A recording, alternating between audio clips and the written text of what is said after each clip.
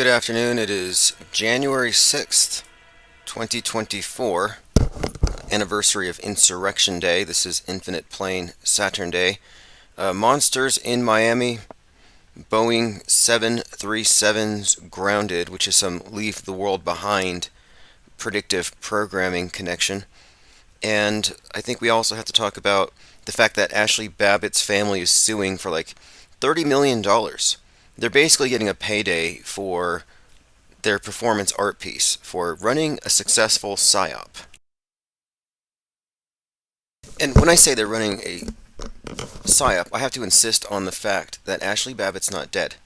And this means that Ashley Babbitt's family, her mom, and all of them are part of this, and so is Trump. Unless you're willing to entertain the notion that Trump has been duped by this family, and they faked this, and they faked everything, and now they're getting a big payday, $30 million would not be going into the hands of this if they weren't all in on it. Like this is not crisis actors like doing things without Trump knowing. Like he's the head of this snake, and it's there to bite MAGA, whatever that represents. I think it's a war of worldviews, and they're getting rid of the trad right by exaggerating its worst qualities and then sacrificing it for the greater good. All right, we are joined here by Diana South, Michael Cervantes, John Francis 2.0, Shano Vision, Bilkey's 14, Let's Go, We, Matt X, G33, Shannon Jones, Demetria 101 said they should sue for $33 million. Yeah, they may as well have just stamped a 33 on it. And I've been seeing a lot of that recently. We'll go into some of the obvious scripting. For example, they recalled 1.6 million Tesla Roadsters because of the whole autopilot malfunction, which is an obvious tie-in to the movie Leave the World Behind. But 1/6, again, January 6th, it's always associated with the right, the domestic violent extremist presence, and you can see why Musk would figure so prominently within that. In fact, he's been compared to Henry Ford recently for using a publishing platform to advance what they call anti-Semitism.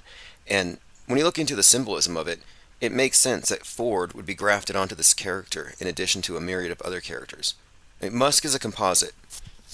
If you didn't know, if you want to make a Musk, you got to add some Henry Ford to some Emperor Constantine to some Tony Stark Iron Man, throw in some Willy Wonka, Werner von Braun, and then you create this character that pretty much epitomizes what these characters all bring to the stage.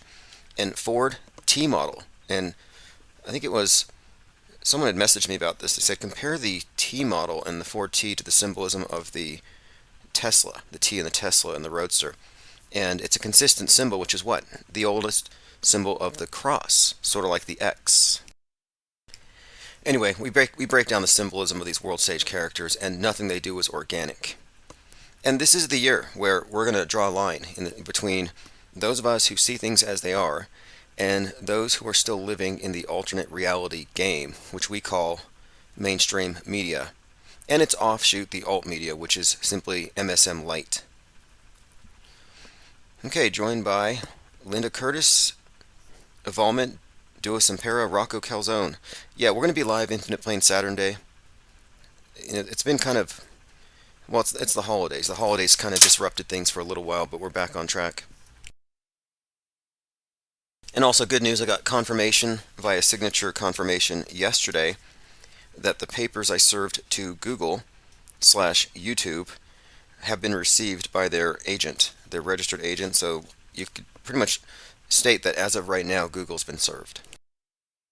Google/YouTube, and they're going to answer to the criminal behavior that resulted in the theft of the content of this channel's copyrights and everything else. We talked about this stuff forever, but I got confirmation yesterday. Demetria 101 says Christian churches celebrated Christ's birth on January 6th until the 4th century. Now let me just bring back a couple things, because January 6th, 1/6, the entire thing with the domestic violent extremist narrative begins in Waco, which is where 33-year-old Dave Koresh, aka Jesus, was incinerated. They thought he was Jesus. It was the apocalypse. And that's in Waco. So the fact is, Trump kicks off his campaign in Waco. It's a callback to that. But that's where Alex Jones was radicalized. That's where Timothy McVeigh, who was also killed at 33, he was executed. But that's where he was radicalized. So there's a couple of reasons why Waco's very significant to this whole movement, which is all controlled. I mean, McVeigh, fake death, Jones. I mean, come on. But the point of it is, Waco was rated over 1.6 million rounds, a weapons violation. So if you go back even that far, you can see the 1.6 code, along with 611, has been consistently applied to the domestic violent extremist thing. So Timothy McVeigh executed on a 611. Well, what's the significance of this? It's like an upside down 9/11. You have the external threat, 9/11. 33-year-old Muhammad Atta attacks New York 90 days after McVeigh is executed at 33. So the 6 and the 9 would represent the external versus the internal. But it's the same basic template. And right now we're approaching, I believe, the 9/11ing of America from the internal threat. And that's what all of the predictive programming is pointing at. Specifically, leave the world behind. Kevin Bacon's character represented the white nationalist domestic violent extremist presence that was in the know about the coming collapse. This is all Turner Diary stuff, which is what motivated McVeigh. So he was in the know, he was a prepper, he was ready to turn his back on his neighbors. And they bring this up because this was some kind of coordinated attack on the power grid. And this was part of the story of this narrative in Turner Diaries, and it's just about this civil war playing upon the existing fracture within America. And of course, they bring up 1619 and slavery, of course, because this is all about basically a reckoning of sorts. But we look into the numbers here because there's a pattern that helps or underscores the entire story throughout. So, for example, even the Batman movie, which had a QAnon-like character in the Riddler, had his crazy online followers blow up a dam and they flooded the polls. 11/6, Gotham underwater. So again, just the fact that Musk has 1.6 million of his vehicles called in makes perfect sense. And then the other thing, all of the 737 Boeings being grounded, well look, the movie Leave the World Behind has all the planes crashing. So we're looking at more, I think, examples of predictive programming. In fact, I had to point this out to Mike Rothschild, who dismisses the idea, and we have example after example, and I'm like, look, you don't know what media is, or how monolithic it is. And someone like him, someone who writes for MSM, they're never going to see it. They cannot get the off-world stage perspective because they're brainwashed, and that's okay. It pays if you can stay in your box. Okay, let's see who else is rolled in here. Cub star Jennifer Reeves, Plain Decoded, Symbia. Oh, we're 80 subscribers away from 1,000. Good news. Mango Save says they got served. Oh yeah, they're getting served. And once that happens, I'll have all the leverage I need, which I'll do on Monday, to send the letters to request all the email exchanges between YouTube's legal department and my cyberstalker. And we're talking about fraud, identity theft. We're talking about aggravated stalking, and 5 causes of action. I mean, this is a devastating suit, and in every one of these, YouTube is implicated as a co-conspirator, more or less. And so either they're going to throw somebody in their legal department under the bus, or they're going to help me bring the offender out into the light. So that's why this was so important. And I'm glad that we're starting off the year with this, with this already happening, because it's just been too long. And it's going to represent a big victory for the channel, because many people claim they're being censored, and oh, we're being censored, go to our other platform. Meanwhile, they're getting covered because everybody is having them on. Like the most censored guy on the internet, according to Tucker Carlson, the world's most censored man is Alex Jones, who's like the most famous conspiracy theorist in the world. You don't hear from the people who are truly censored, who are kind of like blacklisted or blackballed or just excluded because they aren't controlled. And that's kind of where we're at. We've been running into that wall for a long time. But this channel is an example of a group that has been targeted by somebody with connections, intelligence connections, government connections, connections to celebrities at the level where they're playing into the big psychological operations. And we can prove all this, and we will. And the fact that we kept going, what I'm saying is it represents something, or it'll signify something. So hopefully we'll get that person's head on a stake sometime this year. Okay, let's continue. Girl said, I once thought Matt Gaetz was over 6 feet tall. Oh no, there's no way that Meatball is the only one wearing heels underneath his pants, like height these lifts. Matt Gaetz is 5'7", but in all of his pictures, he is a forehead taller than anybody around him. Even if it's someone like Don Trump Jr. or Eric Trump, people over 6 feet tall are shorter on camera than Matt Gaetz. And at first I thought maybe he had a short photographer. But then I thought, well, no, maybe he's actually editing these photos. So if you ever see that guy and he's photobombing with you, you might want to get the originals and hold on to them. And he's doing this because he has presidential aspirations. And there's this belief among a lot of these types, well, it's probably true, but that you can't get elected unless you're a certain height. I think it's a conservative belief. It was specifically Ann Coulter started that, but it must have made him insecure because he's definitely screwing with all of his pictures. Girl says Trump tells Iowans to get over it. Well, there's only one death, right? And how many were shot in total? It was 1 death, 5 injured. I mean, how do we rate the importance of the body counts on all these fake news events? Is it numbers alone? Or is it the political agenda or the political leanings of the shooter? Like, this was a leftist shooter, so the people on the right are actually supposed to care about it. In fact, this one is being hyped up because it was another one of these left-wing shooters that is non-binary. And this is a pattern. Look, this is what they've done. The bowl-cut shooter, the MAGA white neo-Nazi bowl-cut shooter, is a thing of the past. They phased it out. All the new shooters are leftist trans activists, whereas they were previously racist, radicalized on Discord. Now they're basically libs radicalized on Reddit. Even Audrey Hale made it part of a class war thing, shooting at the patriarchy, destroying the stained glass image of Adam. In fact, I've been digging into this and I have some more information about that event. Girl says Trump needs to tell Ashley Babbitt's husband to just get over it. Another actor. He doesn't know either. I mean, it's one of the two things. It's an interesting question here. You know, everybody here, you can look at, if you were to connect everyone close to Ashley Babbitt and who's in the know, you could actually find out who knows that she's not really dead. The live streamer there who touched her neck to get fake blood on his hand to go show it outside, that liar needs to be, revealed. And is this a crime anyway, though? Like, we're not investigating a crime or a cover-up or a murder. What we're talking about here is a theatrical production. That's it. And Ashley Babbitt is an actress.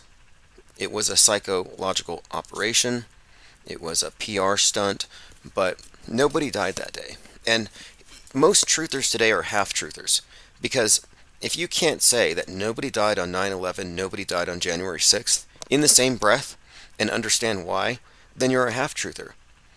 You know, it's not like we're questioning, maybe 9/11 shady, Apollo 11 is definitely a hoax. No, it's the same production company. This is why Stanley Kubrick is such a key figure to understanding the psychological operations in general, how it's the standard operating procedure. But if you look at his work, you can see that he wasn't the guy that faked the moon landing. He's a key director in faking our world view. And our world view is far beyond just the shape. It's about context. It's about the internal version of the world. In fact, they implanted a simulation into your head using the screen. You have an augmented reality. And the people who believe what they see on the screen without any kind of questioning or skepticism are true believers. And we live in a world of true believers of the most high-tech religion ever created. And they don't even know because it's such an echo chamber. And you might understand this. I mean, I grew up in a certain religion and I didn't know anything about other religions. I just assumed everybody thought the same thing. And then later I get into school and I find that some kids don't go to church. And I'm like, how does that even work? Again, that's just kind of what I'm saying here, is that the people who are super immersed in mainstream media, because that's the default position, and it's really impossible to escape it these days, They don't have any concept of what this thing looks like outside of their big echo chamber, and they don't understand the scale of the fakeability. And this is, again, part of the big deception. So if you're thinking Ashley Babbitt died, you've been deceived, and then you're left with the problem, and this is why people won't confront it. If you can recognize that she's not dead, then who's going to tell Donald Trump? Because he went, well, he attended via video conference her first birthday, well, posthumous birthday, which they celebrated, and the mother was there. So is Trump that trickable? Is he a dupe? And so it raises some major questions. You have to almost abandon politics when you recognize how these things are fake. I mean, what's the point at that point? Like someone had said something about the rigged election, and I'm like, what difference does it make if the election is rigged, if reality is rigged? Like, it's bigger than that. And not everyone's going to catch this. This isn't for everybody, in my opinion. The blue pillars are happy dreamers.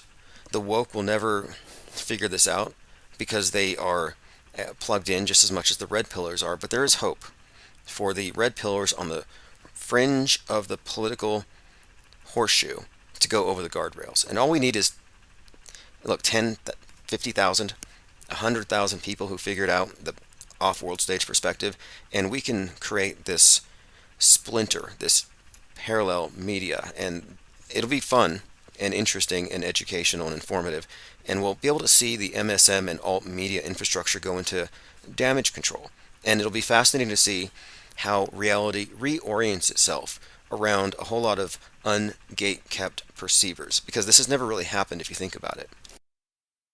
I mean, I would liken this to a new wave of enlightened atheism in a theocratic society. I'm not an atheist, but I'm just saying that's the divergence that we're actually representing here when we're calling out not just news biases, whether it's left or right. We're talking about the media as a monolithic entity, as a reality scripting apparatus that has been operating as a de facto world state religion for generations. I mean, it's a pretty big deal. Spirit Jordak says, finally caught you live. 5 plane psyops in 6 days. Fear propaganda for habitual tourists. Yes, and that's also a Leave the World Behind tie-in. And something else too. Before Greta came out ranting about, how dare you, taking planes and stuff, they were already trying to diminish people's reliance on airplanes, or at least they're trying to destroy the idea that it's like ideal, that we should maybe not travel as much. They were already after planes. And that movie Leave the World Behind contains the subtext of environmental or climate change catastrophe. It's kind of hinted at with a boat, the oil tanker crashing into the beach there. But they had the planes falling. And so the plane psyops are all definitely tying into this. Mango Penguin says, on January 1st, Miami massive police presence, reports of 7 to 10 foot creatures, major blackout. Oh yeah, we'll talk about that, the aliens. All it takes for people to believe in aliens are blurry images and rumors. Nothing high def. Unless the aliens, like Bigfoot, are literally blurry, so they can't be photographed. It wasn't even convincing, but it shows you the power of TikTok to spread rumors, and people love rumors. Alright, going through your comments here. Spirit Jordak says, strange things in the Upside Down Monster. Oh yeah, that's right. Stranger Things did have the underground in the mall, and it did have the monsters. And look, Stranger Things has a lot of connection to the sinking of the West, the Gorgon creature from Russia. They go through the Watergate. Remember, they had to go through the gate at the bottom of the lake called the Watergate. And this is at the same time that we had a repeat of, we had a couple of things. We had the document scandal. We had this kind of Nixon-esque comparison being made with Trump at the time. But then you had the leak from Roe v. Wade at the same time. So there was a lot of this referencing at the time. Stranger Things was kind of corresponding with a lot of this. But anyway, they fight this creature called the Gorgon. And I think it's a reference to the Kraken. And it's like from Russia. It's a Russian monster that they created. And the American who fights him is wearing like a Hulk Hogan shirt with like an American flag. So America versus Russia. Russia has the Gorgon. It comes from the water. It ties into the Kraken symbolism. But yeah, the mall thing was part of it. And one other point, Stranger Things is about the Satanic Panic. It's like a callback to, it goes back to the 80s and the Satanic Panic and role-playing games. The kids are in this thing called the Hellfire Club. Well, the Satanic Panic has been brought back with Pizzagate. And the Satanic Panic isn't just a joke, and it's not just like a few fringy Christian groups. It's actually the way that they terrorize the right about the left. This is part of the Psy-War. The left is scared of the right because of misinformation, and they're not vaccinated. The right is afraid of the left because of social contagion and sin and their non-traditional moral values. So, in other words, the moral panic and the pandemic are actually part of this system that has two different poles, and they're made to create these antagonisms. Again, sin, the traditional sin, has been updated for the godless left as virus. But the reintroduction of the moral panic, satanic panic, has been brought to us specifically by alt-right propaganda outlets like Human Events' Jack Posobiec, who's the guy who went to Comet Pizza and live stream there. He's also the one hyping up Audrey Hale as being the new Adam Lanza, basically, but she's from the left, and she's shooting white Christian kids. Of course, that whole thing was one of those events, but that shooter, and he hypes it, and he's been describing every day, he's like, Audrey Hale is in hell for this many days. Well, Stranger Things is about this character Elle going into the upside down, which is kind of like hell, the underworld. And interestingly enough, the main character in Stranger Things looks exactly like Audrey Hale. I mean, this has been remarked on if you look at some of the original photos they presented. But the point of it is, Jack Posobiec, Pizzagate, Satanic Panic, they've been introducing all this stuff, and it has a parallel with the not only the shooters, but the shooters tying into Stranger Things. And there's a reason why, again, the Jack Posobiec character figures in this prominently. Just last week, you had that, this is again in Iowa, there's a statue of Satan in this capitol. It was just really a Halloween decoration, and a Christian conservative type knocks it over and gets charged with a crime, but then he's invited to speak at America Fest by Jack Posobiec, who gives him the mic and says, this is a great thing you did, this is a war with Satan. Posobiec hosted an actual exorcism of Dodgers Stadium after some satanic nuns performed there. So again, I'm just pointing out, this is going to hype up over the next year, but you're going to see a lot of this engineered moral panic on the right being brought out, and conversely on the left, it'll probably be a lot of the same. Mostly censorship, mind virus is now the focus rather than the actual virus. So they don't care if they're vaxxed, your vax status, so much as if you're censored properly. Okay, continuing.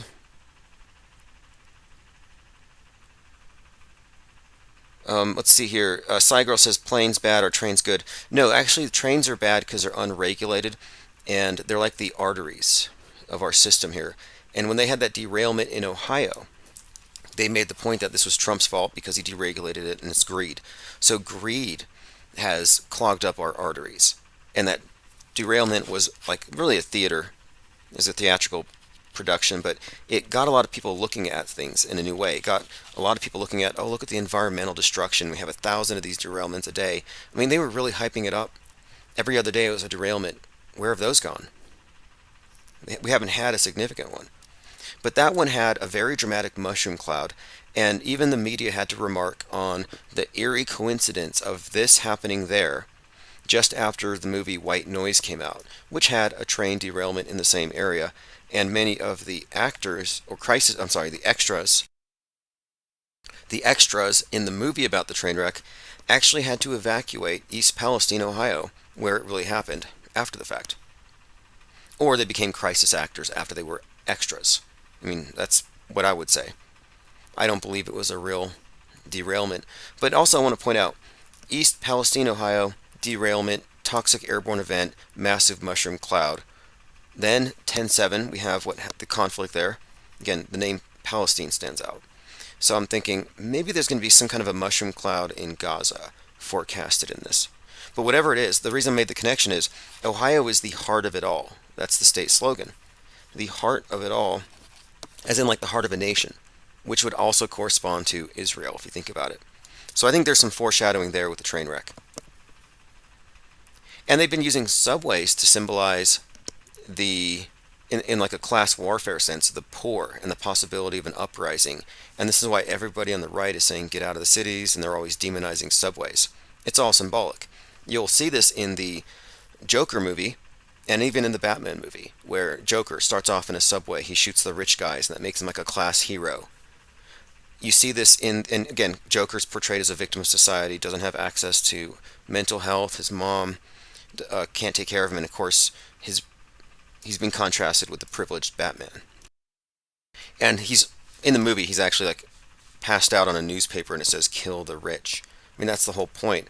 But then the Batman movie also begins in a subway where Batman beats up these thugs, and this all played out on the world stage with I think it was Jordan Neely directed, but I mean the Jordan Neely psyop, probably directed by Jordan Peele, director of Get Out.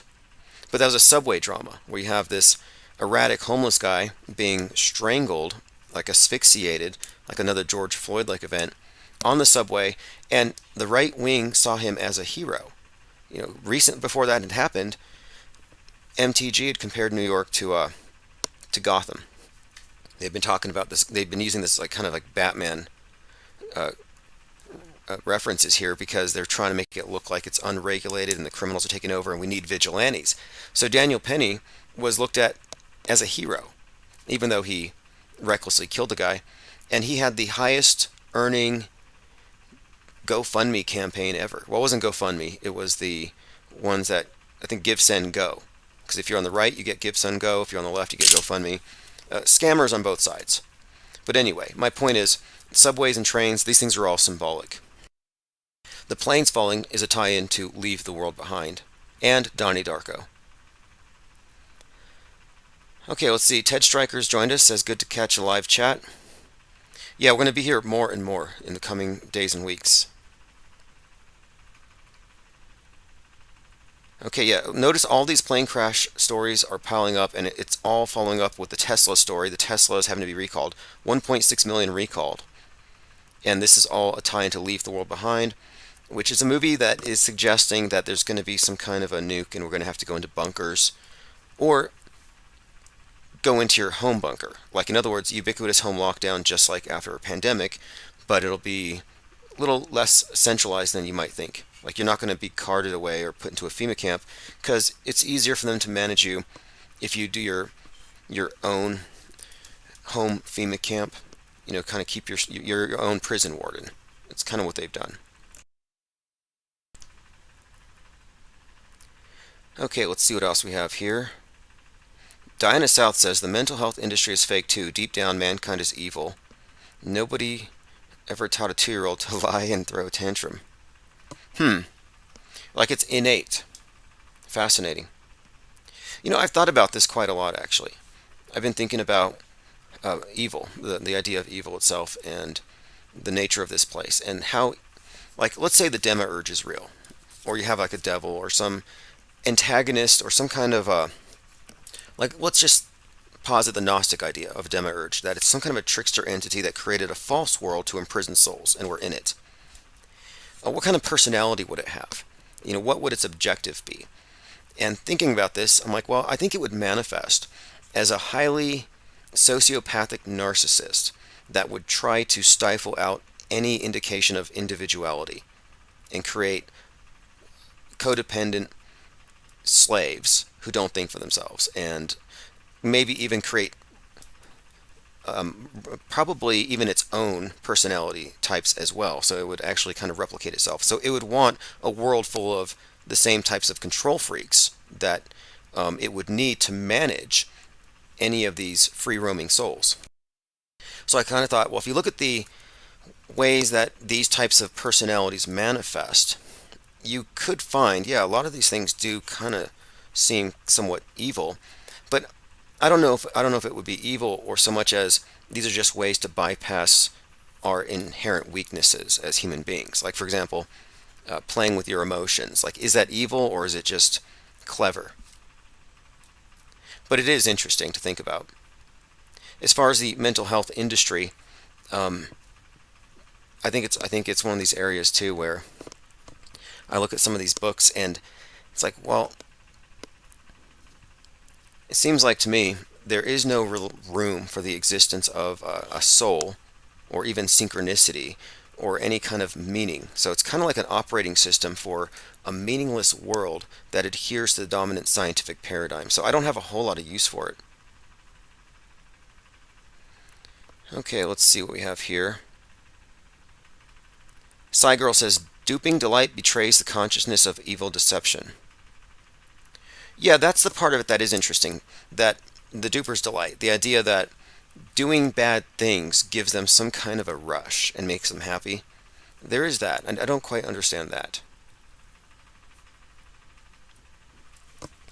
G33 says, Garden of Eden, Adam and Eve learned the difference between good and evil, losing their innocence from eating the tree.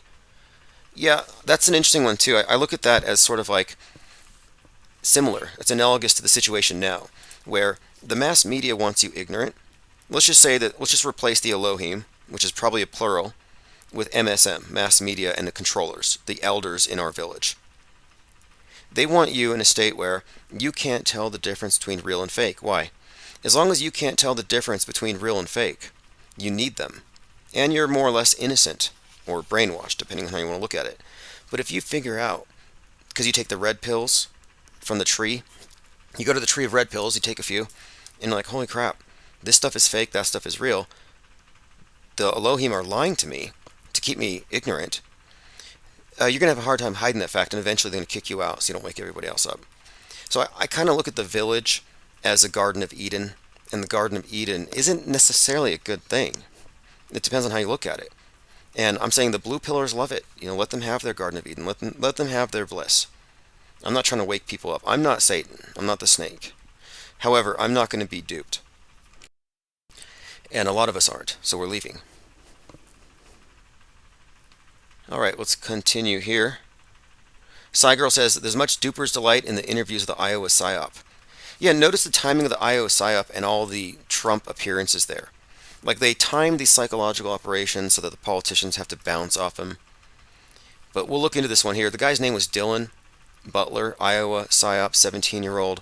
First day of school, before school starts, he shoots a principal, he shoots a kid, kills himself. One of these open and shut stories, we know who did it, we know why. It's like Scooby-Doo. Before the episode's over, you have all the facts and they unmask the bad guy. Not much to look at, except, as far as like evidence, nothing suggests it's real. The name, though. Okay, get this. The name's Dylan, like Dylan Butler. Dylan Roof. Oh, yeah, like Dylan Storm Roof. Storm is coming. Dylan Roof shoots up the black church. And that was, again, Charleston. Fake. But Dylan Klebold, Littleton, Colorado. So you have Dylan. Dylan Klebold and Eric Harris listened to KMFDM. And they dressed up like characters from The Matrix. This guy was listening to KMFDM. It's a band, and I think the name is it translates to something like No Mercy for the Weak or something. But anyway, they were pointed at, like Marilyn Manson, as perhaps part of the reason for the shootings at the time. So you have that callback too. So the Dylan references, the band reference, that all kind of connects. And then the Dylan Klebold reference would bring out Bowling for Columbine. The movie by Michael Moore, the documentary. And Bowling for Columbine brings up the more recent shooting with Robert Card, who shot up a bowling alley.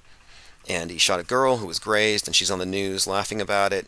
And on the article, they have this girl holding a bowling ball with like the globe on it. So it's like a globe bowling ball, just like the one Michael Moore has on the cover of Bowling for Columbine. So there's been a lot of references within the fictional universe of fake events to other events.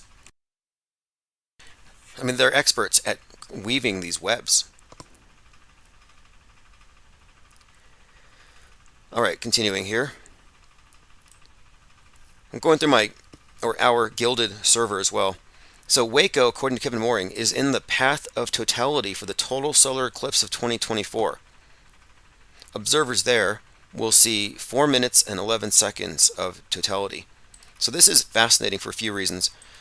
To go back to Leave the World Behind, they show the a map of the United States several times, only it's got an X through it, like it's divided. It's got the division, and it's covered in red on two of the halves, on two of the quarters rather. So it's like America in a crosshairs, covered in blood, like a perfect image of a civil war. And at one point they show it upside down because they're very ham-fisted in how they show you their subtext in that movie Leave the World Behind.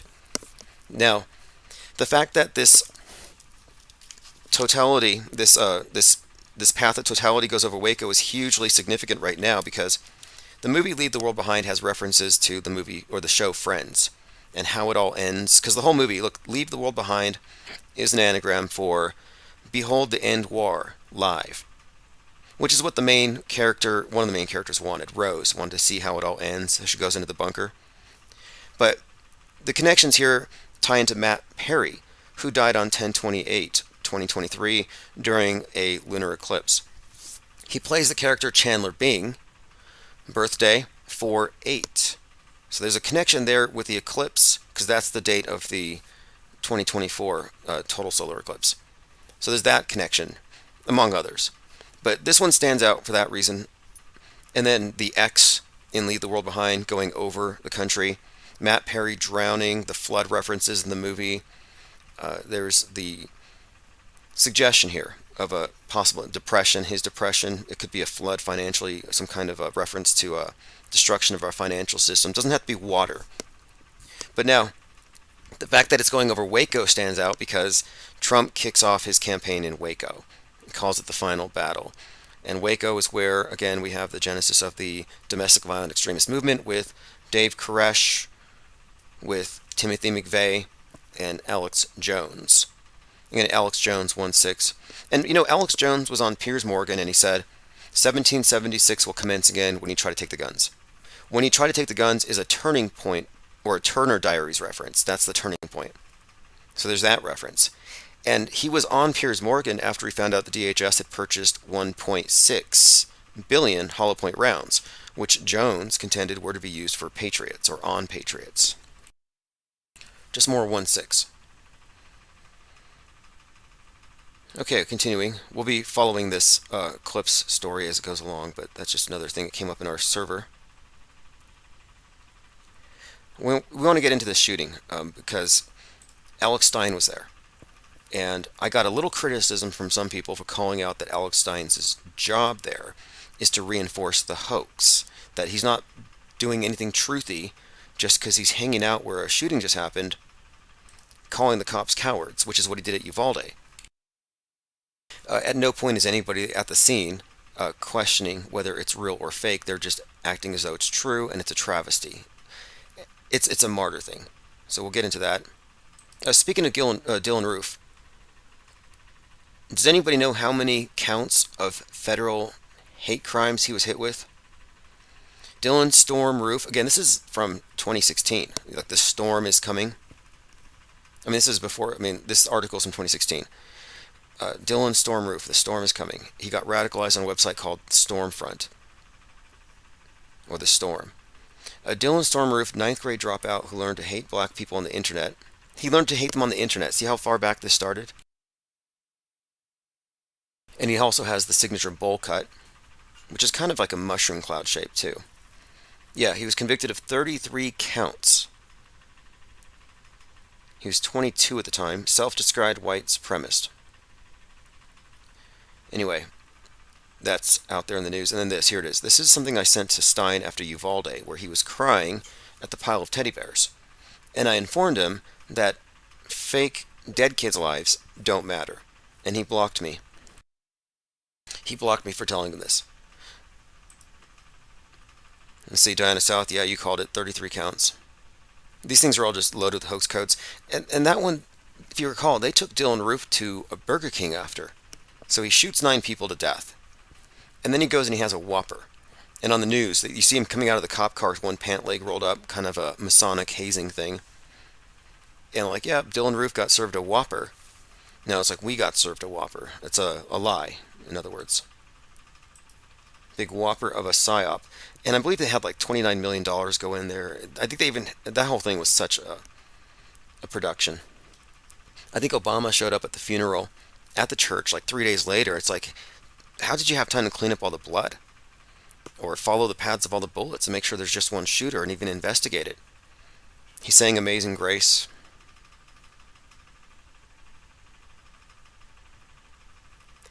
Spirit says Dylan means son of the truth. C, another water reference. Interesting. All right, let's see. 33 inmates died at the United States of Attica event. Elephant Tusk says Obama's the beast of the sea. The QAnoners think JFK Jr. is the beast of the sea, and that he's going to come out of the water symbolically because he crashed in the water. Okay, let's see what else we have here. Oh, this is just something I noted the other day. Hakeem Jeffries. If you don't know, he's the politician. He's the House Minority Leader. But he's historically significant because he's the first black American to lead a party in either chamber. You compare him with the first black president, Barack Obama. They both are born on August the 8th. So Hakeem Jeffries, August 8th, 1970. Barack Obama, August 8th, 1961. So how is it that these two firsts have the same name? And my question for you is this astrology, metascript, or both? I think it's both. I think it's like the metascriptors use astrology for timing purposes and possibly even other esoteric purposes, but specifically timing. Just like they decided, hey, we need to hatch these two brats on 1/3. Shout out to Kyle Rittenhouse and Greta Thunberg, who turned 21 on the 3rd of this month. Like, how is it that these two characters who are, antipodes of the parties, these are the exact fringes, like embodied, like the poster child for the left, poster child for the right, and all their worst traits, and just put them into one being. There you got it. Kyle and Greta. Same birthday. I think they came out of the same vat. Elephant Tusk says, same thing with the chef drowning, all water related. Right, okay. Now the movie Leave the World Behind had these sections, like part 1, part 2, and part 3 was flood. So flood was a huge part of it. And then something else. In 2022 midterms, the GOP slogan was flood the polls. Well, in the Batman movie, the Riddler sends off his extremists and it's on 11/6, Gotham's underwater. They blew up a dam and they flooded the polls because it was an election. So they flooded an election. Flood the polls in real life, flooding the polls in the movie. This is why I say that psyops imitate art and life imitates psyops. Okay, I'm continuing through my notes here. So this is a fascinating one. Like, are they adjusting? A fakeologist noted this. Nuclear event ever-changing narrative. Now here we have Neil deGrasse Tyson saying that fallout isn't really a thing. It's just kind of I'll let it play first and then I'll explain, but modern nukes don't have the radiation problem. Yeah, it's a different kind of weapon than the Hiroshima and Nagasaki. Nuclear weapons, if they're exploded, don't have a radiation problem? Not if there's hydrogen bombs. Not in the way that we used to have to worry about it with fallout and all the rest of that. What you really have to worry about is being vaporized, and after that, if you're not vaporized... So what is being suggested here is maybe they're scaling it down because it's not a hoax that they can sustain. And I guess the explanation here is that there's two types, and he explains here, but they're not going to use the type that would leave fallout. Over here would go all over the world, even if it was just a local exchange. Now you're telling me that is not a worry? Well, if they use fission bombs, yes, that would be the case. Oh, for fuck's sake. So if they use fission bombs, that would be the case. So in other words, the atomic bombs used fission, the splitting of atoms, whereas thermonuclear combined two, and it wouldn't have the same fallout. That's the basic thing he's saying. So when they do fake it, it'll probably be thermonuclear to lower expectations, or if they claim it's a splitting, then they'll have to somehow fake fallout, which I think is fakeable, by the way. The symbolism is very significant too. We've been talking about the Barbieheimer thing and the splitting of the atom or the splitting of the nuclear family being parallel stories pumped out into the narrative, with Barbie feminism being put out at the same time as the bomb. And of course, the bikini kill was referenced in the movie Leave the World Behind. And we thought, that's interesting. Bikini Islands, bomb tests. And as the shirt is like center in the screen, the character Ethan Hawke's wearing it, someone else mentions that he mentions his son could sleep through an atom bomb. So I'm thinking, wait, splitting an atom? And then I'm thinking back to Audrey Hale, the trans ideologue shooter at Nashville who shot up the Christian school and shot the stained glass of Adam. And then it got me thinking about even the hockey player named Adam who had his throat slashed, number 47. So I thought there's some kind of repeated theme here. The splitting atom pertaining not just to the bomb, but to the destruction of the male, the canification of the male, the destruction of the nuclear family at the advent of Barbie feminism, who shows up like a massive monolith in the movie, and then the girls bash their baby dolls' heads on the rocks. So you see the connections here. Bikini Kill also is a punk band that happens to be a feminist band. So you have, again, that element thrown in there. Travis Cloud says, Fallout is a very popular video game franchise. They have a new TV series coming out this year. It all starts from Bunker 33. There's your bunker narrative. And there was something else that was brought up in the movie Leave the World Behind. She goes into the bunker to leave the world behind. Like Alice in Wonderland goes into the tunnel. And you can make the connection to Alice because the character Rose who goes into the bunker is compared to Donnie Darko, which is an Alice in Wonderland story. Complete with the bunny saying you're out of time. Donnie's bunny was a tall black rabbit with a skull face that said he had 28 days and some hours left. But the same thing. You know, he's like a sleepwalker. And Alice falls asleep out in the woods, and then she has the dream. Goes into Wonderland. And in this movie, of course, Leave the World Behind, I think it's a reference to leaving the world behind, not going to space, but rather going into cyberspace. You remember the scene where it said, obey NASA? The boy's shirt says obey, hers says NASA. And NASA is mind control. It's not about taking you to outer space, it's about controlling your inner space, it's about your worldview. That's why they had to show you the world. But I think following along these lines, you can kind of see where it's going. The obey shirt has the eyes of Andre the Giant, was designed by the same guy who did the Barack Obama Hope shirt. So you have this Obama reference. And if you search for a movie, I think it's called American Blackout from 2013, National Geographic put it out. They actually have Obama in that movie as President Obama saying, obey the media, follow instructions in the wake of a blackout. And I thought, this is foreshadowing for this movie, and the general message will be obey the mind control, and leaving the world behind is basically, again, the escapism of home lockdown with the manufactured threat outside.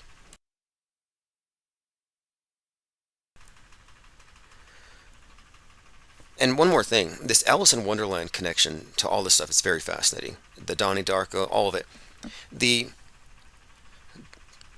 whole thing with like Elon Musk and the Boring Company, the tunnels, and it ties into Willy Wonka. You know, I mentioned this because the tunneling machines, it's actually called Alice. These Alice machines are the boring machines, but he's kind of like Willy Wonka in the sense that it's a tunnel that takes you to this alternate world and all this stuff. But at the time that he was promoting this company, he made a really big point, Elon Musk, of showing how much he loved Willy Wonka. And he bought Gene Wilder's house, and he tossed around the idea of starting a candy company. So there's like plenty of reasons to think that there is a meaningful connection here. Even to the number 42, you can tie that back to Lewis Carroll. The first one to really, I think, suggest space travel or travel in a vacuum, where he suggested digging a hole through the earth and falling through it, how long it would take, 42 minutes. Alice falling down a hole, zero G-like conditions. But again, this is all tying into the bunker thing because of Fallout. And the more I think about it, the bunker is an ark, and the flood doesn't have to be water. And I think the flood reference in the movie, again, wasn't about water. It didn't end up being water. It was a cloud. It was the blackout. And so when the movie had the planes falling, interestingly enough, because the whole everything, it would never happen like that. But it's interesting that here we are, first week into the new year, and 737s are being grounded. Let me pull up this bit of news here. And Mike Rothschild, who wrote the book Jewish Space Lasers, and he wrote a book about Q, he says that there's nothing to predictive programming. And I'm like, look, he's been proven wrong time after time, where he's in the position of being a reality denialist, because narrative after narrative, storyline after storyline, we're finding manufactured news events corresponding to the exact scenario from that movie. We're just waiting for the mushroom cloud. FAA grounds more than 170 Boeing 737s after Alaska Airlines panel blows out. Also, AA kind of made me think of a 9/11. But I watched the video. It wasn't that frightening. I think some kid's shirt got ripped off. It looks real. Could be real. If it is real, it's messed up. But the fact that it corresponds to a lot of other similar events makes me think it's manufactured. I'm not saying everyone on there would be crisis actors, but how would that work? I guess it's possible. It's 100% fakeable, though. And we know that what they do are simulated news events, and they superimpose them onto real life. But these are essentially like, they function like flash mobs. They can take over a public space. U.S. grounds Boeing MAX planes for safety checks. Yeah, okay. Again, the movie tying into Donnie Darko in the sense, too, that planes were falling in Donnie Darko. That was the whole point, a plane falling. Some kind of a symbol. And Donnie Darko came out on 1/19, reverse 9/11. They had to change some of the advertising and promotional material for Donnie Darko because it kind of was reminiscent of 9/11 in advance, weirdly. And the director of Donnie Darko's father worked on the Viking program, the Mars rover, making movies for NASA. Like, that's interesting. Speaking of 119, on 119, the movie ISS comes out about Earth getting nuked by Russians and Americans and Russians fighting in the space station. And we've been predicting space station drama for 119, because that number, it's just not only a reverse 9/11, and we see these patterns repeatedly where the numbers are reversed or inverted, but Genesis 11:9, Tower of Babel falling, and that was one of the main themes in Leave the World Behind. The internet falling, that's the Tower of Babel. The dominant voice being the West, this integrated world just collapsing. And it's all been foreshadowed in the predictive programming for generations. And why is that? It's because the news media is telling the history as they write it, and we're living history, which they already wrote. This is why people who are still on like the edge of their seats and mad about what's about to happen, or they're afraid, or they're responding to news, it's hard to pull them out of it, because they're perceiving everything as an immediate threat. But it's like, you realize that this was written in advance. And if you're not suspending judgment, you're not being skeptical. If you're reacting, you're probably reacting to a lack of full information, full context. And a byproduct of skepticism is peace of mind. And truthers are never typified as having any sort of a peaceful state of mind. Look at the representatives of trutherism today. Any one of them. They're always radicals, extremists, climbing walls, trying to break into the Capitol, or they're frothing at the mouth, talking about eating their neighbors' asses because they're 6 weeks into lockdown, talking about Alex Jones. All the truthers are insane, histrionics. Desperate for answers, mad, like angrily speaking truth to power. They're not calm and collected, peaceful. They're not engaging in philosophical discussion or considering broader implications of fake media. They're just like in the reaction mode, 24/7, plugged into the news cycles. And when you get into pure skepticism as a stable philosophical posture, you actually break the news cycle for yourself. You break the 24/7 basic repetition of, this event happened, this happened Monday, this happened Tuesday, this happened Wednesday, and it builds up. And maybe you don't catch up till Friday, and you caught up and like, wow, that was a crazy week. Just absorb it all by osmosis. But I'm sorry, reality isn't so simple where you can just catch up by believing. If you're not reality testing it, you may be accepting a lot of things that aren't actually true. And why does this matter? Well, I can point to a pretty good example. You can look at the studied, the research. There's a lot of research, a lot of studies have been done on the deleterious effects of consuming gloomy media, bad news, just focusing on bad news, what it can do to your mental health, your stress levels, your physical health, your relationships, your view of the world. So why wouldn't you want to unplug from that? Cygirl says, train derailment and chemical spill used to induce panic and evacuation in half the country in Spielberg's Close Encounters of the Third Kind, just like in East Palestine. Right, and there you have the tie-in. It was used as a cover-up because of UFOs. Isn't that the story? It had to do with a train. Anyway, similar storyline. And when the Ohio thing happened, I was like, wait a minute here. Everybody on the right was saying, nobody's talking about the chemical spill in Ohio. Nobody's talking about the dead fish. Nobody's talking about the toxic airborne cloud. And there were people on TikTok saying, don't go outside. Don't let the rain get on your skin if you live in North America. People were in a state of panic, but it wasn't the left. And it went on for days where, again, influencers on the right were all saying, nobody's talking about. And anytime you see everybody saying nobody's talking about, it means they want you to talk about it because they're building a consensus that this needs to be talked about. Anyway, this narrative was that no one's talking about this toxic event, and then all of a sudden, and this was clever, the left is like, what do you mean? We know about this. There's 1,000 derailments every year because of Trump, and you guys don't care, and now you care? So suddenly, the right was on the same position as Team Greta, both critical of deregulation of capitalism resulting in environmental catastrophe. Like, that was a huge PR win, bipartisan, where I did see right-wingers freaking out about the environment.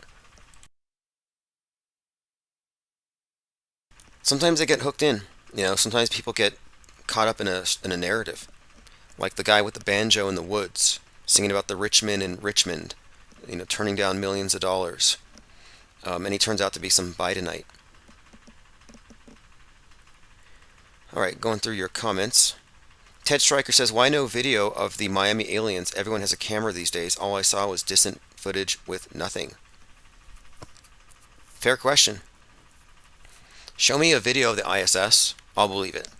Show me a video of Bigfoot or Miami aliens, I'll believe it. But none of this rumor stuff. People believe rumors, and they want to believe.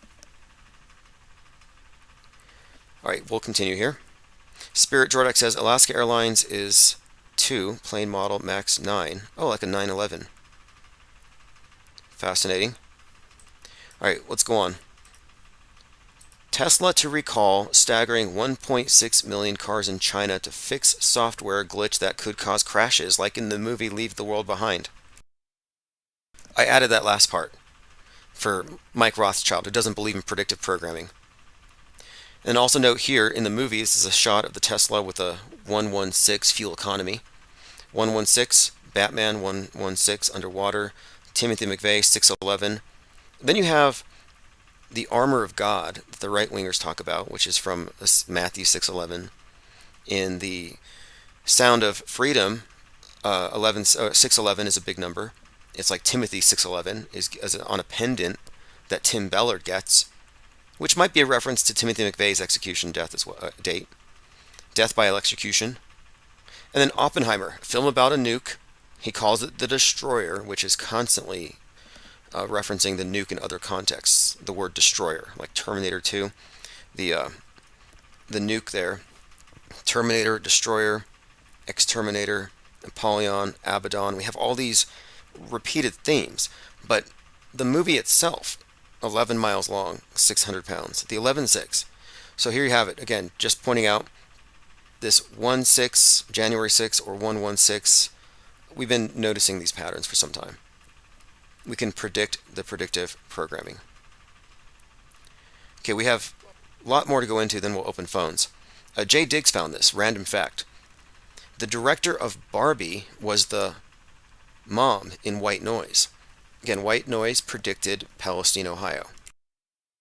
The mom was the one who was trying to goad everyone to take action, or the father was kind of lackadaisical, but I may have to rewatch that movie now. Anyway, the last film she directed before Barbie was Little Women, which kind of had the strong independent woman vibe, bucking traditional culture. Noah Baumbach, the director of White Noise, is her husband. Okay, I see. So Barbie feminism is inferred in Ethan Hawke's bikini kill shirt, which I talked about. And here's something. Okay, so the blonde bombshell, splitting the nuclear family, splitting Adam, like Audrey Hale shooting the stained glass of Adam, destroying the male. There's a lot here. It's reinforcing something here. And it's the same people. It's the same minds at work. Here we go. White noise could be a couple of things. A subtle jab at white or Western chauvinism, kind of a CRT take. A reference to too much media making people apathetic, drowning out the danger signals. So here's a quote from Vox.com about it. The heart of the novel, all the white noise we've generated for ourselves, a drive to buy things, a fascination with catastrophes, technology always humming in the background, distracts us from the horrifying realization that we're all going to die. This is just one of these kind of hit pieces on capitalism, like, oh, we're buying stuff and it's so terrible. It's cultural pessimism. They want you to feel bad for owning property so they can take your property. This went viral. It's like a looting. The looting is getting more organized, I think, because of social media. And this might be another. Oh, they deleted it. This might be another pretext for controlling the internet. Not just hate speech, but mobs of people organizing for the purposes of looting, where it's like these ad hoc armies just show up. It got deleted from Clown World. I have to find another link, but you had this group of teenagers getting into a truck and then backing it into a bakery, and everybody goes in and they all steal like cakes and candies and just baked goods. It's like they clean out the shop. I'm like, why? The sign on top says EBT. Okay, here's a link from Frank Murr. Appreciate this. This is from the Perry High School. This is, again, the Iowa school where the shooting happened. We have a eyewitness. No. And this is student recounts experience at Perry High School during deadly shooting. This should be good. Now, before I even play this, I want to remark on a few things. One, oh yeah, thanks. Ephesians 6:11 is the armor of God. Okay, so this Perry High School shooting, a few things.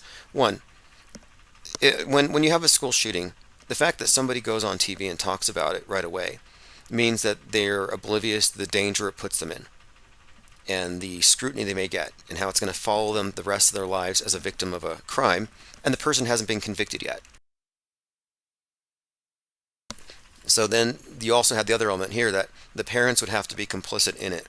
So I think it's really bad when children are having to talk about a mass murder on TV, and they've normalized it. And anyway, they've done this because, you know, the testimony of the child's just unimpeachable. You just believe it. Of course, it's not just those victims and their families impacted by this violence. Everyone in that school this morning is at home right now. They're having to carry this tragedy with them and process it throughout the day. Larissa Leone spoke to one of the students who unfortunately saw part of this scene unfold. We're going to go to her now with that. Larissa, what can you tell us? Again, it's in Iowa. I'm just going to skip through parts of it here, but we're just listening to someone describing the shooting firsthand. Alive today. Woke up, normal day, took a shower, and then on my way to school. I walked in right away, went to the restroom to just stand there for a while until lunch or breakfast opened up. And as I was waiting there, I heard someone moving around, and I looked through the little crack in the stall, and I realized it was Dylan. And as he looked... Okay, now again, Dylan, we're talking about 17-year-old Dylan Butler. Call back to Dylan Roof, call back to Dylan Klebold, some KMFDM in there. And he's a leftist shooter, which scares the right. And they've done this on purpose. They've had to do a plot twist because they couldn't get a bipartisan response from their psyops. He opened his duffel bag and hooked it up. And right away, like, I stood there for a couple more minutes and my body just told me, like, you're not supposed to be here, leave. I went to the other restroom and used the restroom, and I washed my hands, and right as I left, Okay, we don't have time for this thing to drag out, but just the usual stuff. I mean, they're being coached. It just seems like kind of wrong. Yeah, the grinning and stuff too. I'll kind of move past this one though. Check out the grinning duper at the end. Okay, we will. I'll scroll to the end. I don't have a lot of patience when it comes to people who can't be bothered to memorize their lines. I mean, it looked like he was being coached. No Golden Hoggy Award for this one. You know who gets a Golden Hoggy though for 2023? The surgical training dolls that bleed and breathe. I think those are the ones that would probably get the most credit for me. Like, really, the shining stars on the world stage were all fake dead people. They were all just rubber. They've actually got surgical training dolls that bleed. Diana South says, if he's a witness, shouldn't he be at home with his parents or in counseling, not in front of the camera? Well, that's what I mean. Like so, for example, Nick Cruz. Let's say that he didn't act alone, and the media convicts him, and all his friends come out and say, oh, we know he was going to do this. Everybody knew Nick Cruz. Nick Cruz just really sucked. And then he gets off, or he gets out because he's mentally ill or something. Well, now he knows the names and faces of everyone that he missed, and he can go finish the job. But they're not worried about that. Why is that?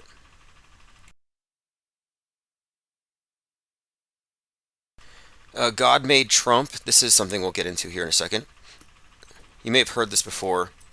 It's making the rounds. Donald Trump is retruthing things that would normally only be spread by like hardcore QAnoners these days, but he's really spreading everything. And this one's called God Made Trump. And this kind of builds into the Christification of Trump, which is a huge part of the MAGA movement / cult. But it also may be part of the build-up towards this Trump as Antichrist narrative. So let me play part of this God Made Trump.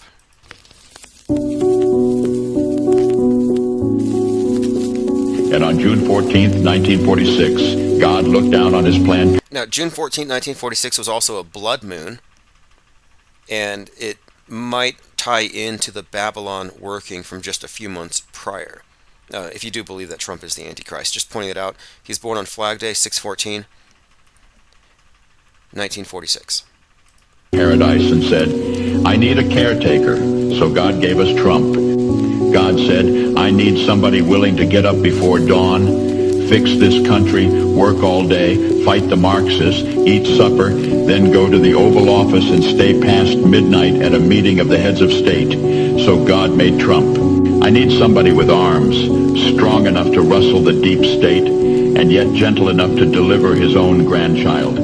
Somebody to ruffle the feathers, tame cantankerous World Economic Forum, come home hungry, have to wait until the First Lady is done with lunch with friends, then tell the ladies to be sure and come back real soon. Now, I apologize for the background music, the piano, and the static like it's an old record and this was recorded a long time ago. It goes on for about 10 more minutes. I'm not going to play the whole thing. But basically, God made Trump, and that's why you have to vote for him, because he's going to save America. We'll play the ending of it. I want to see how this ends. It's actually 2 minutes and 45 seconds. But this Christification of Trump, this martyrdom of Trump, like, for example, the arraignment on the 55th anniversary of MLK's assassination is not an accident. It's not an accident that he took the coat he wore when he was arrested and had it cut into 47 pieces and auctioned it off, like the Roman soldiers did to the garments of Jesus. Like, this is metascripting. Donald Trump is a Christ typology, and he's reaching his Biff Tannen stage. So things are going to get more interesting as we go. Crippled America. If you remember this book, he released this book in November of 2015. Published November the 3rd. Crippled America, November the 3rd. Interesting, huh? Duos Impera says, so who made Biden? Oh, interesting. Oh, really? You don't say, says, is this an AI Paul Harvey? Yeah, that's what I got. I was getting that kind of vibe off it. It's like Paul Harvey, kind of reminded me of this like screw tape letters thing I heard once. I don't know. I wasn't all that impressed. I like the J6 Choir national anthem song they do better, or they do a few songs. I think they sing through the jail phones. By the way, nobody went to jail for the riots. When you look at the J6 rioters, those were all actors, undercover cops, informants. They weren't real political prisoners or hostages of the deep state. Joined by Northern Girl says, hello everyone, happy to catch a live. Thank you for joining. Happy Insurrection Day. Ashley Babbitt's family is going to cash in on that hoax. Let me bring that up. If you still think that Ashley Babbitt's dead, you are a half-truther. Most truthers are actually half-truthers. Husband of deceased Jan 6 rioter Ashley Babbitt files wrongful death suit against government. I think her world stage name applies to, or yeah, I definitely think it's from the Babbitts. The Babbitts being a book. You know, the name, you know, Sinclair Lewis, but the name Babbitt has become somewhat synonymous with a certain type of person. Like, here we go. Sinclair Lewis Babbitt, a satirical novel about American culture and society that critiques the vacuity of middle-class life and the social pressure towards conformity. Now, I think it's interesting that she's like literally wrapped in an American flag when she runs up the Capitol. Like, she's representing something. And, of course, she gets shot. And I've seen people celebrating it today. I've seen people taking shots for Ashley Babbitt, like leftists. And that's sick. Like, I know it's fake. But for them to celebrate it, thinking it's real, makes them psychotic or sociopathic. Okay, let's see what we have here. We're talking about Ashley Babbitt. As the social instability and sharp economic depression follows World War I, many Americans in the 20s saw business and city growth as foundations for stability. Goes on to say, the promotion of the American identity was crucial in the face of rising fears of communism. And this is where I think she comes in. Because it's MAGA versus communism. MAGA versus, I guess, immigration, replacement theory. So the fact that she's wrapped up in an American flag, running up the Capitol because of a stolen election, I think it might be a connection here. Again, talking about the origin or the meaning behind Ashley Babbitt's name. Now her family's going to be cashing in. She's going to be cashing in if this goes through.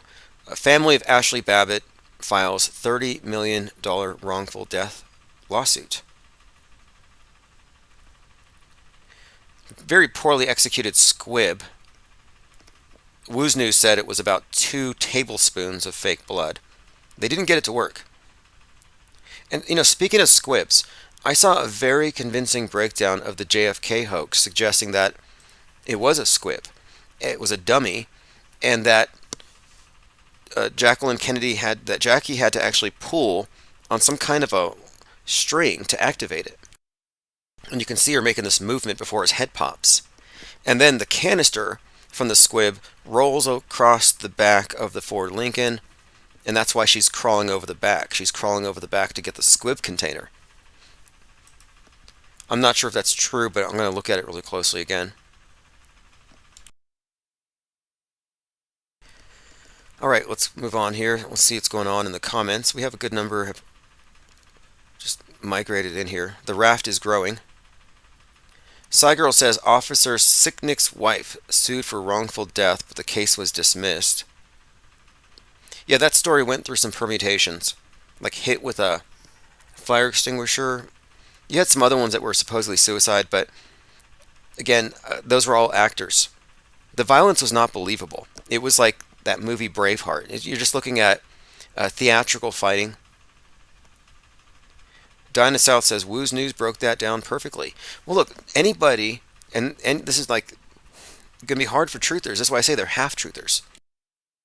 Anybody talking about this thing as a deep state psyop to entrap the right, a false flag instigated by Ray Epps, the Tucker Carlson take, they're acting like real people got ensnared in a false flag. That didn't happen. What Woo's News shows is that the theatrics at the Capitol started while Trump was still speaking. There was a gap. That the randoms, like you could have gone over there and you could have listened to Trump. You could have gone there and participated at the Capitol 6 rally, but you wouldn't have made it to the Capitol in time. And before you even got there, I mean, you're like, this before anybody even left where Trump was.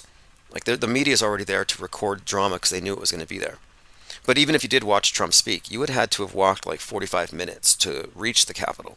So in other words, you're still listening to Trump speak, then he's done, then you still have a 45-minute walk. Meanwhile, 12 minutes before his speech was done, the fighting has already begun with all the actors. All these people who were quiet just suddenly sprung into action and started yelling curse words at the cops and acting angry. But they were cool just a minute before. Like it's all at once. There's a hive mind. They were all rehearsed, practiced. Everything was timed down to the minute. And this has been demonstrated to be the case by Woo's News and his breakdowns. And there's more to come on that. He's working on the part 3. There's no reason to believe the official story unless you want to be a dupe. There is enough information to cast doubts on it. And it's not the limited, guardrailed version of, oh yeah, this was instigated by the left. No, this is not an instigated real event. It's a fake event. It's not stimulated. It is simulated. Controlled opposition, half-truthers will tell you it's a stimulated event. Whereas real truthers, auto-hoaxers will say, no, it was simulated. Big difference. Joined by X322. Thanks for joining. Cygirl says, Woo's News is trending on Twitter. Okay, I have to check that out because I'm sure if anybody is being blocked, it's got to be Woo's News. If anybody's being blacklisted, I would be really surprised if Twitter let him get on there. He's been blocked on Rumble. So there's all these debates where you've got the Buffalo Man, the Q Shaman.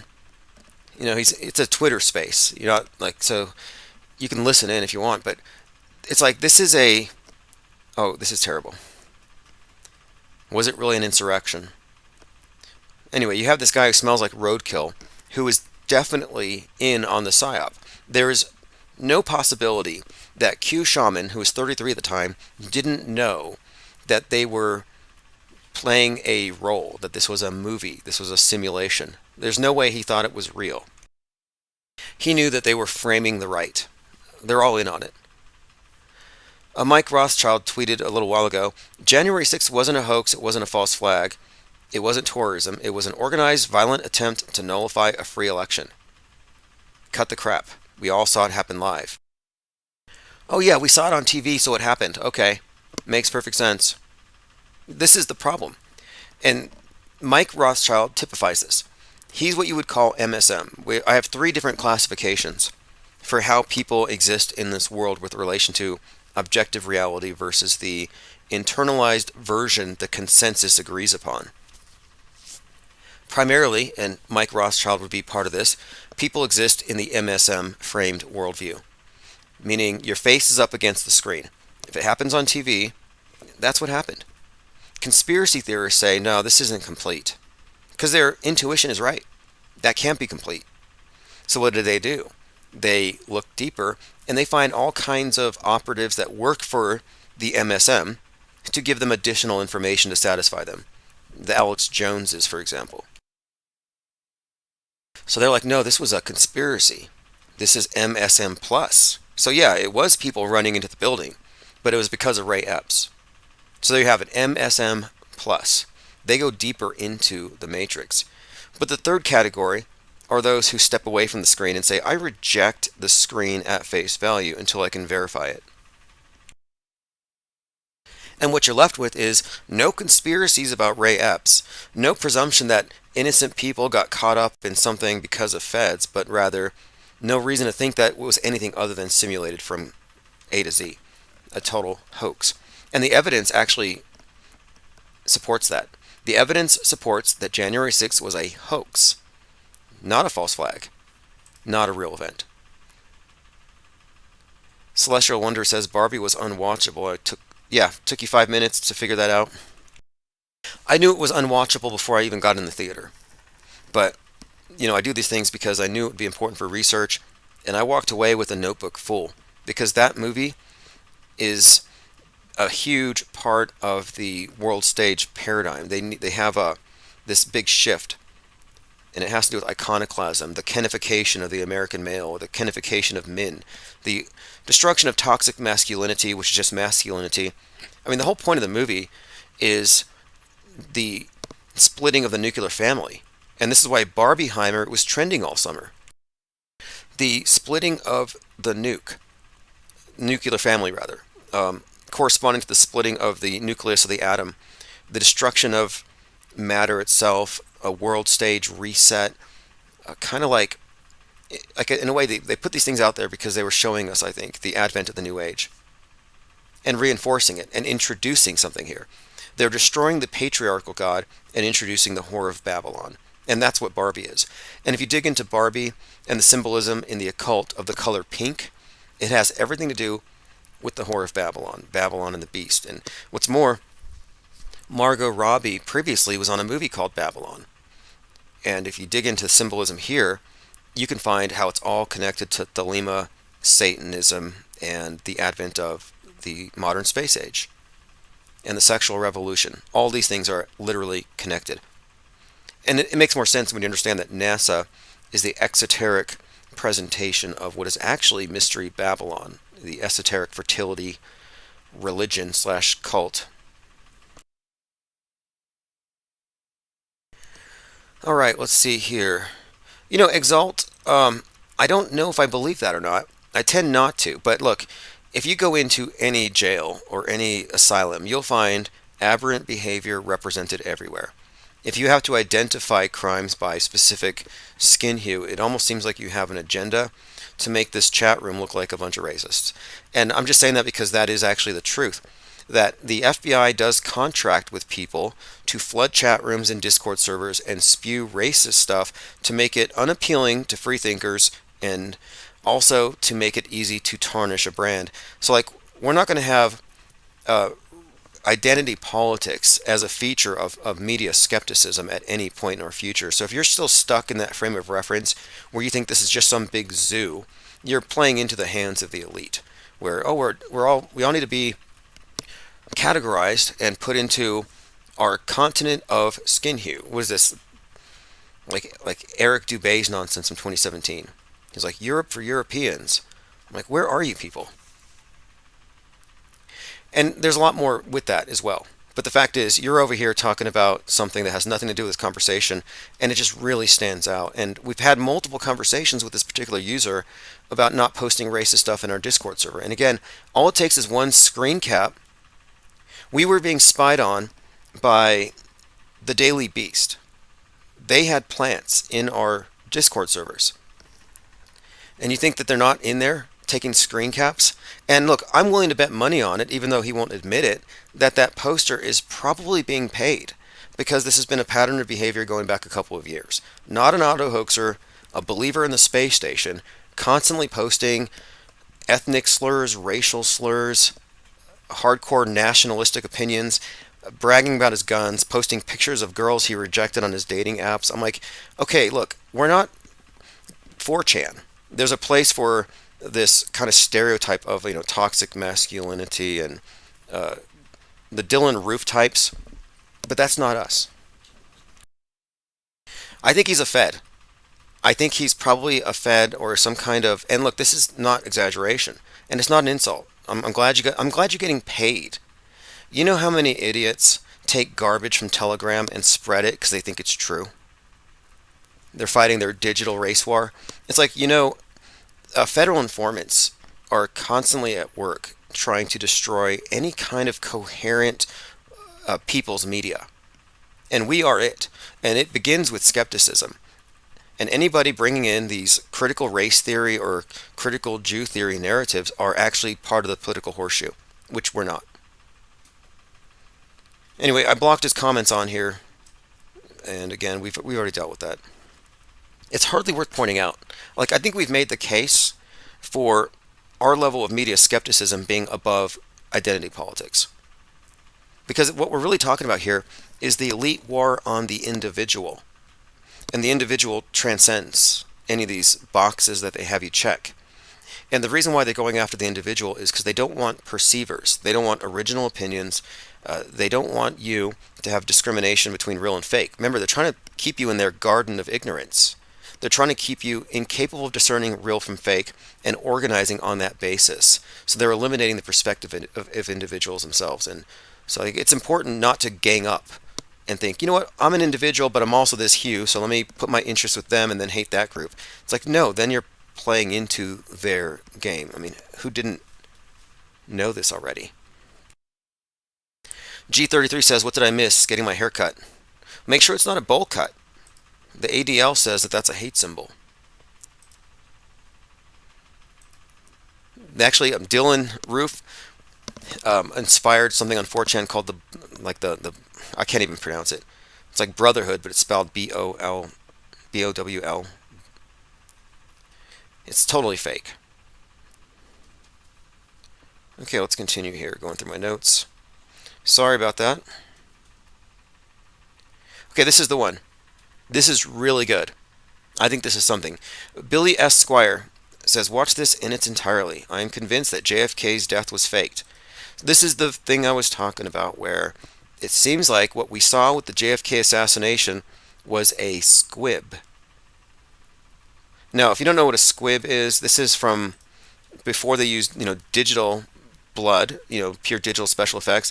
But a squib is basically, it can be any number of devices that are used to spray blood, like a firework that explodes, kicks off a little bit of blood. A miniature explosive device used to, here we go. There's a few different examples of them. Almost like spraying ketchup from a ketchup packet. But this is an example here. Film director. This is a film director. This is somebody who would know. And in this less than 2 minutes here, he breaks down how the JFK assassination was staged and faked, and they used a squib. I want you to go see my film, and it's on Amazon Prime. It's only $1.98, and international people can see it on Vimeo. But my contention is that for various reasons, John F. Kennedy faked his death. And the Zapruder film, the enhanced Zapruder film, shows that. And he did it for whatever reason. Now Jackie's coming around. We do cut away, okay. And what Jackie is doing is she's coming around and she's reaching up and she's pulling the string on the squib, which is what is right here on the side of his face. And they had to... Now again, you're looking at the enhanced Zapruder film, and you can find, I'll provide a link in the minds.com/Infinite Plane Society. You can see her reaching over to him, and he's pulling something. So it may not, I don't know if he's wearing a squib on his head or if it's a dummy, but she's activating something. Optically lower the car to the bottom of the frame to hide Jackie's hands and what she's doing. Now, there were some theories for some time that Jackie shot him, that she was an MK Ultra assassin, and if you look, it does look like, yeah, she's doing something. Her hand is going over there to his head, then his head explodes. Did she shoot him? But no, she pulled the squib. Pretty much it. And there we go. Now it was mysteriously lowered in the frames, and then Jackie comes around and gets involved in the whole operation. Jack, of course, once you see the explosion, again, when a bullet hits your head, it doesn't explode. But I'm not going to argue anymore about that. But are we going to see it here? Okay. Now we see something silvery rolling up the side up right above his ear, rolling up the side of the face. That's the silver, the metal plate that is at the bottom of the squib. It rolled off his head, and she's going to retrieve it. So when you see Jackie climbing over the back of the Ford Lincoln, she's reaching for the metal thing that popped off his head. It's like the squib piece. So I'm thinking here, they're doing special effects. That's all. That's what she's doing. She's retrieving the metal plate that rolled off his head because the squib gets really hot from the explosion, causes the metal to bend and shape. It happens all the time in movies. And that's why you'll see the explosion and they'll cut away because they don't want you to see what happens after the bullet goes off because it'll be a dead giveaway. And Okay. This is a film director and suggests that he was faking his death using some kind of theatrical device, a prop, special effects, and it's called a squib. Makes sense. I'm looking through some comments to see if I can find any more information about this particular type of squib. I'll have to look and see what was available in the 1960s, but you have to be made aware of movie special effects and movie magic to really understand what is fakeable. And this is where so many people get it wrong.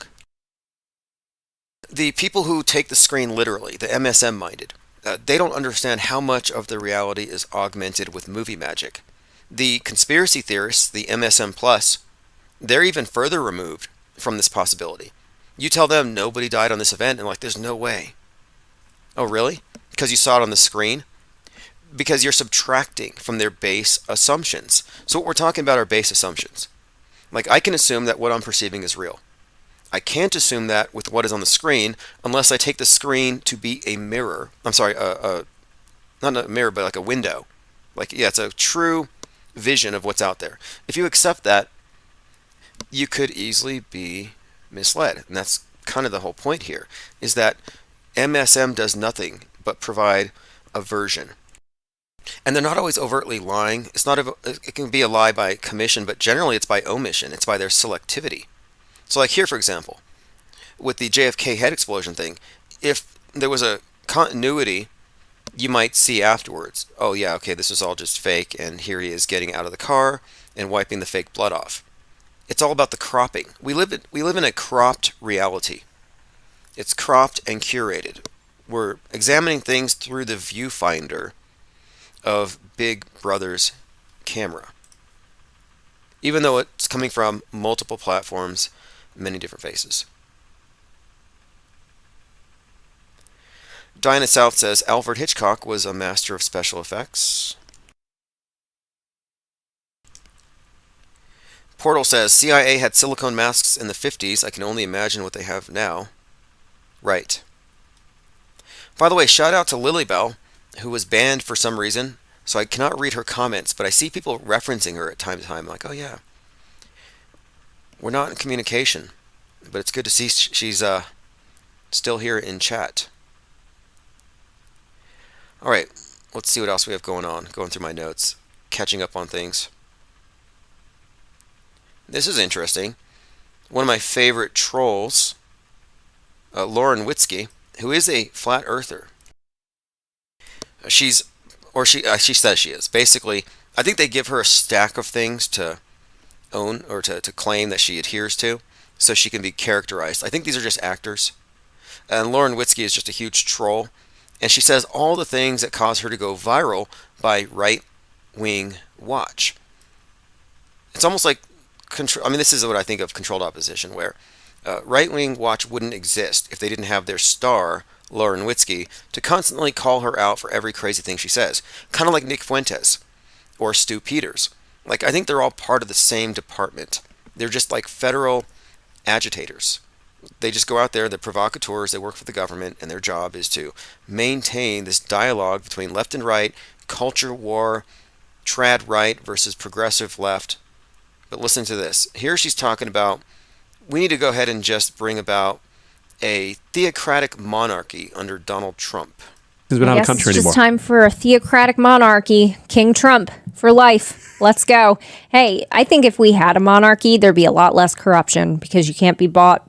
You don't have to be bought because you're always in control. You don't have to be paid for with campaign cash because you're always going to be in control and you're going to pass it on to your children and that kind of thing, especially if they do bloodlines. But very interesting stuff. Just a suggestion. Doesn't sound too terrible. It's worked throughout the majority of history, and King Jesus. Yep. Remember, our Lord believes in the theocratic, the monarchical structure. Right. Why do they sound like they're laughing when they're talking? Like it's a radio show in the morning. Like he said King Jesus, but he said it kind of like he was being ironic. Like very American, calling for a monarchy. Definitely not a cult there. The MAGA. Again, Make America Great Again has a couple meanings here. Again as in when it was better. Let's make it like it was then. Like pre-civil rights. That's one way to look at it. Another way is to have this kind of like utopian view of how, or maybe a idealized past. So you have the utopia of the left. They believe the progressive future, transhumanism, etc. The right, they have this idealized past. So they look at MAGA as, let's go back to when it was ideal. But then there's another element to it as well. And I think it has to do with maybe the symbolism of the word MAGA being, witch and the scarlet color, Babylon. But again, Make America Great Again also would tie into that, I think, with like America being Babylon. And, Babylon the Great, fallen. So make Babylon great again because it's fallen. Make America great again because it's fallen. Anyway, it has multiple meanings, definitely layered, and it's all tied into this meta script. Trump shares messianic video about God sending him to save the world. We played some of that earlier.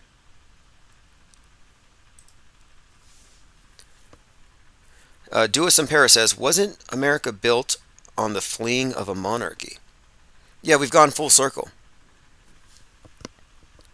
Oh wow, interesting. Portal Complex says Commander Lou banned Lilybell. So she's been 86 from a few different chat rooms. It's really hard to get banned from here. This is like an open platform where we don't really believe in banning people. Somehow that one got through. If I can pull her out of the dungeon, I would, but the problem here is that I don't have access to a lot of these YouTube channels. A lot of them, I only have the streaming keys. So if you get banned, you get banned. Hopefully you get a wrench. You are listening to Infinite Plane Radio. All right, let's move on. Stick around for live call-in shows. Stay for the music and recent replays. Join us at infiniteplane.live for 24/7 live chat with other listeners.